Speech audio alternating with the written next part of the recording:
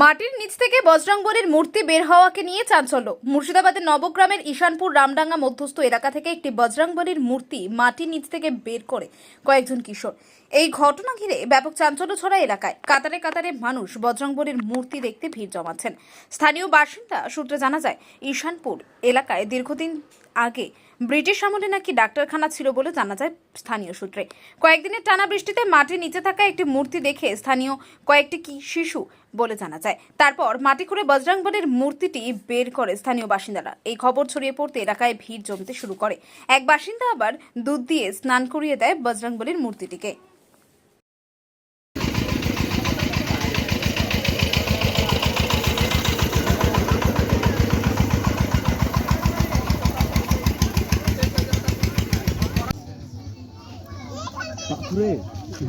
আসছি একটা খবর আছে, খবরটা করুন। এই খালটাই ছিল।